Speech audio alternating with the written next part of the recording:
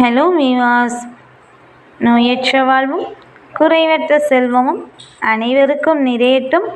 Welcome back to our channel தரங்கை பிரித்திஸ். இன்றைக்கி பதிவில் நம்ம வீட்டில் நான் எப்படி பாசிட்டிவ் எனர்ஜியாக வச்சுருக்கேன், என்னென்ன டிப்ஸ்லாம் ஃபாலோ பண்ணுறங்க தான் இன்றைக்கி வீடியோவில் உங்கள் கூட ஷேர் பண்ணிக்க போகிறேன். இது வரைக்கும் என்னுடைய சேனலை சப்ஸ்கிரைப் பண்ணலன்னா சப்ஸ்கிரைப் பண்ணிக்கோங்க. பக்கத்தில் உள்ள பெல் ஐக்கானையும் மறக்காமல் கிளிக் பண்ணிக்கோங்க. வீடியோவை முழுசாக ஸ்கிப் பண்ணாமல் பாருங்கள்.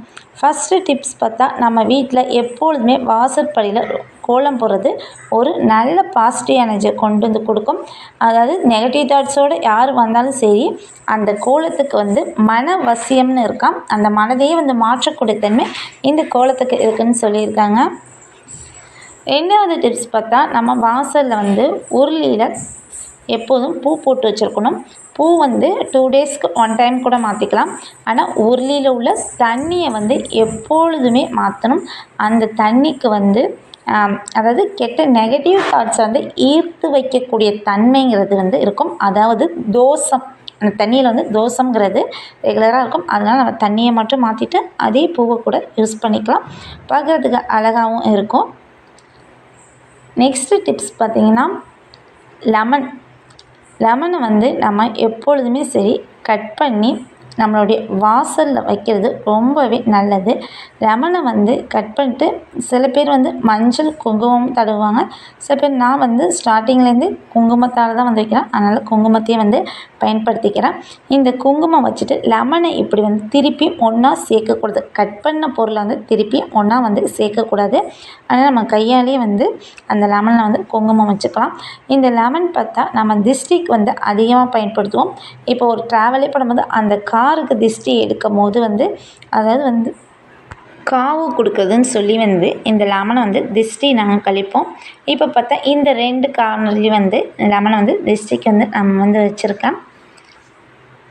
அடுத்த டிப்ஸ் பார்த்தா, எப்போதுமே நம்மளுடைய என்ட்ரன்ஸ் வாசல் பார்த்தா ரொம்ப கொஞ்சம் க்ரீனஸாக இருக்கணும்.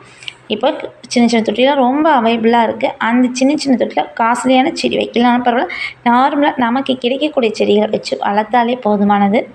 அடுத்த டிப்ஸ் பார்த்தா, சோற்றுக்கற்றாழை திஷ்டியை எடுக்கக்கூடிய தன்மைங்கிறது அதிகம்.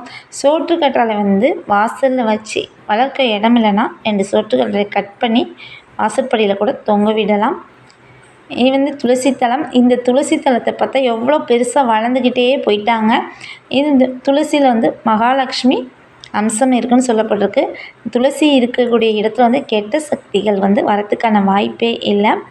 இந்த செடியை எப்படி வளர்க்குன்னு சொல்லி ஆல்ரெடி ஒரு பதிவு ஒன்று கொடுத்துருக்கேன். வேணுங்கிறவங்க போய் செக் பண்ணி பாருங்கள். நெக்ஸ்ட்டு டிப்ஸு, வீட்டோடைய என்ட்ரன்ஸில் பார்த்தா இந்த மாதிரி கண் திஷ்டி பிள்ளையார் இருக்கணும். ஸ்டார்டிங் இப்போ உள்ள வீட்டிலலாம் எல்லா வீட்லேயும் பதிக்கப்பட்டிருக்கு. அப்படி இல்லாத வீட்டில் ரொம்ப அவைலபிளாகவே சின்ன சின்ன இந்த மாதிரி பிள்ளையார் இருக்குது. இதை நம்ம கண் திஷ்டி பிள்ளையார் தனியாக விற்கிது. இதை நம்மளுடைய வாசற்படியில் வாங்கிட்டு மாட்டி விட்டாலே கண் திஷ்டி எடுக்கக்கூடிய தன்மை கண் திஷ்டி பிள்ளையாருக்கு இருக்குதுன்னு கூறப்பட்டிருக்கு. இல்லைன்னா இந்த மாதிரி குட்டி சிலையாக கூட நம்ம வச்சு பூஜை பண்ணிக்கலாம்.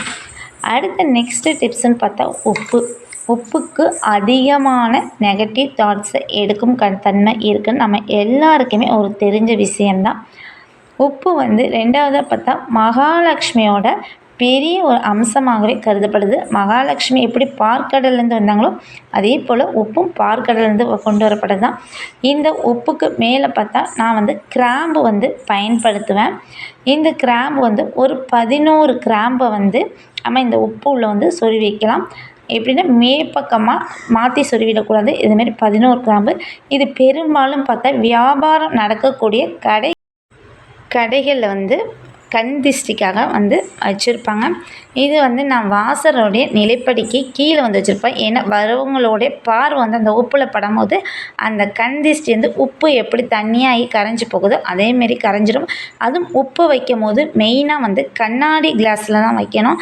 மண்பானை இல்லை சில்வர் கிண்ணத்தில் வச்சா கண்டிப்பாக அரிப்புத்தன்மை வந்துடும். மண்பானை ஒரு மாதிரி ஈரமாகி அந்த உப்போட தண்ணி வெளில வர ஆரம்பிச்சிடும். அதனால் கண்ணாடி கிளாஸில் மட்டும் வைங்க. இவ்வளோ தான் நான் வந்து வாசற்படியில் நெகட்டிவ் தாட்ஸுக்காக பயன்படுத்துகிற ஒரு சில டிப்ஸு. இந்த டிப்ஸ் எல்லாம் உங்களுக்கு வந்து பிடிச்சிருந்துச்சின்னா கண்டிப்பாக வந்து ஃபாலோ பண்ணுங்கள். இந்த வீடியோவுக்கு வந்து ஒரு லைக் பண்ணிவிடுங்க. Bye friends.